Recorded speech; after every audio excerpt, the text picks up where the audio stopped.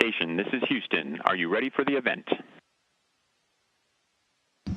We're ready for the event. CNN Digital, this is Mission Control Houston. Please call station for a voice check. Station, this is Alexandra King of CNN Digital. How do you hear me? I have you loud and clear. How are you doing today? Hi, Facebook. I'm Alexandra King, and I'm currently sitting safely on the ground at our studio here at CNN in New York City. But I am delighted to introduce you to astronaut Peggy Whitson, who's with us live from the International Space Station. Thanks so much for joining us, Peggy. Oh, it's a thrill to join you guys. We have a lot of fun up here, and we want to share some of that. So Facebook, please do start sending in your questions for Peggy. And in the meantime, just in case you need an introduction, you're looking at the official U.S. record holder for most cumulative days in space. That's a record that Peggy broke last week. Today, Monday, is Peggy's 541st day in space. And right now, she's the commander of the International Space Station, something she's now done twice, again, smashing a new record as the first ever woman to do so. Peggy, you're such an inspiration. How does it feel to have spent more time in space than any other American astronaut? Well, it's actually a real huge honor to represent all of NASA, because without all the people of the team working together to make this happen, it isn't possible for any one person to hold this record. And so it feels very special to represent the NASA team that makes spaceflight possible. And so I'm honored. We've got lots of questions coming in already. If you haven't already submitted yours, type it in the comment section below. The question that we have here is from 11-year-old Nehemiah Chavez. What are the education paths I should pursue now if I one day hope to become an astronaut or work in astronomy? Well, that's simple. Any field of math, science, or engineering is an important field to contribute to the space flight and space exploration of any kind. And so I would encourage you to pick one of those fields that really drives you, that really stimulates you to do better and to learn more, and really go after it and pursue it. And I think you will become anything that you can dream about. I certainly have, and I feel that it's possible for anyone who works hard and puts a lot of effort into it. They can do that. Peggy, tell me, can anything really prepare you for life in zero gravity? What's that actually like? Well, actually, life in zero gravity is hard to simulate. We practice on the ground what we call the day-in-the-life simulations, but it's just practicing some of the tasks. It can't prepare you for the fact that all of your tools float. If you don't pay attention to where they are, they're going to float away. If you don't Velcro things down, they're going to float away. And, you know, it's just incredibly disorienting to be able to work in any orientation. So I can work on the ceiling, or I can work on the walls and be equally comfortable in any of those orientations. But it does cost you in the sense that you have to keep track of your tools and all the things around you. So everything has to either be taped down or Velcroed down in order to keep track of it. We've got a question now from Genia Glover. She asks, what do you believe is the single most important advancement we've gained from our time in space to date?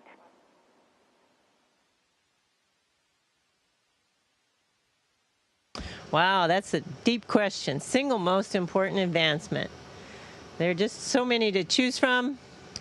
I think probably you know, the discoveries made by Hubble Space Telescope have been very dramatic, very amazing.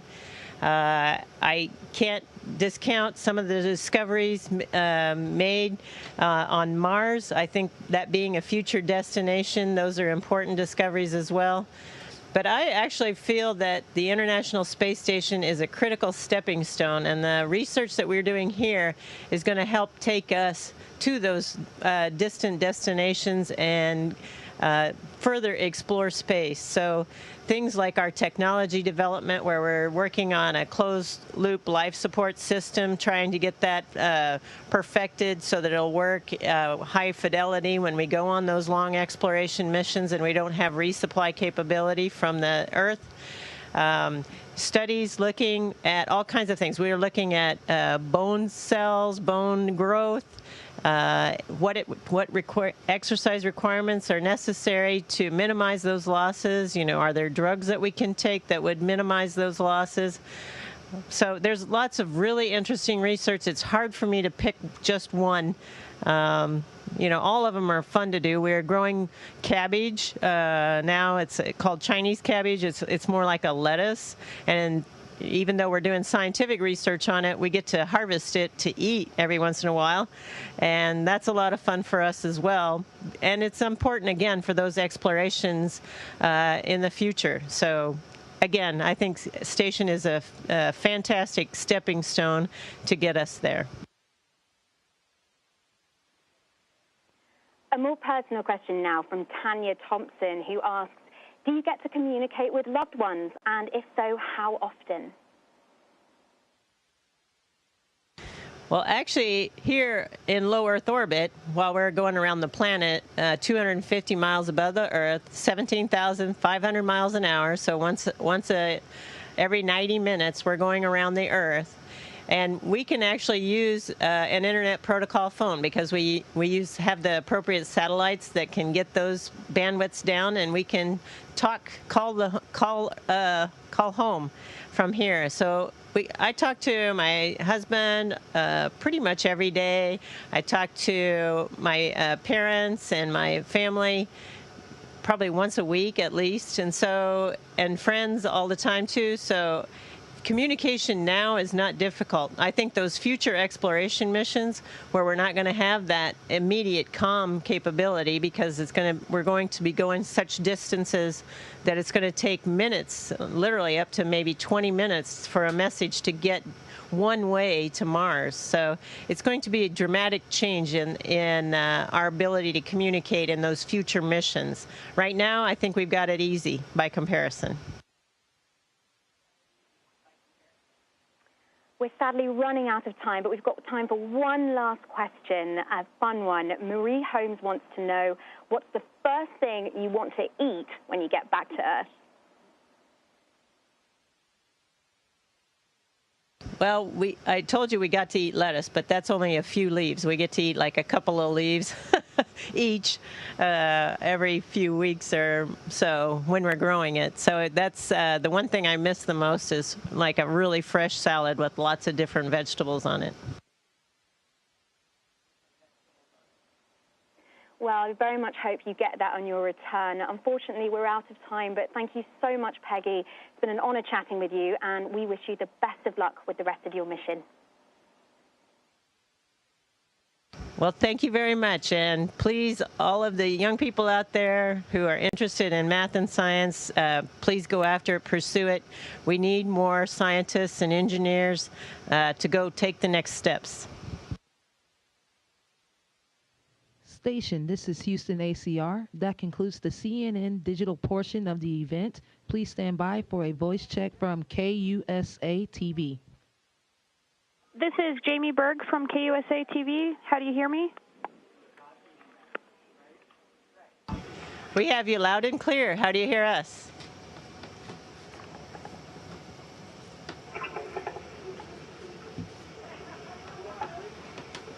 All right, so can we begin? Yes, we can. We're ready to go. Awesome. Thank you so much for talking to me today. Mr. Fischer, I know you're Colorado native, so I'm going to start with some questions for you. I mean, what's it like growing up here and now being in space?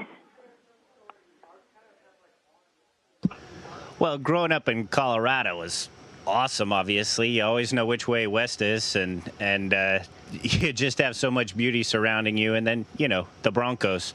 But as far as comparing that to here, I don't know that I could compare anything to here. It's been such a dramatic difference from anything I've ever experienced, that every day, everything has been new and exciting and just incredible. So I'm having the time of my life. It is so much fun.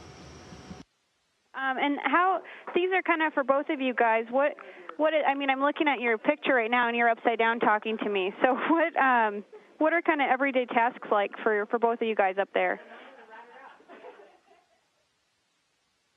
Okay, she is going to do some Space Ninja maneuvers. Every day we have a pretty busy schedule, so we have to work out a couple hours every day. That's to prevent bone and muscle loss, as well as some other experiments that we do. Then we spend the rest of the day doing experiments, maintenance on the station, upgrading systems, and just doing science. Science is really our focus right now. We spent a long time building this incredible laboratory in the sky, and now that it's built, we are rocking through the science every day, 40, 50, 70 plus hours a week of groundbreaking science. So every day is filled with that. We also today did some work. I thought it was so cool. We spent the morning in the airlock putting together stuff to go outside and fix power and control module for some other experiments outside the station on a spacewalk coming up here in a couple weeks. So every day is different, every day is exciting, and every day you feel like, hey, we might be making a huge discovery today that'll affect all of humanity, and that is a incredible honor. Awesome. And how, I know I got a note from your guys about on May 12th, you guys are going to be doing this spacewalk. Can you kind of talk a little bit about what exactly is that, kind of in layman terms?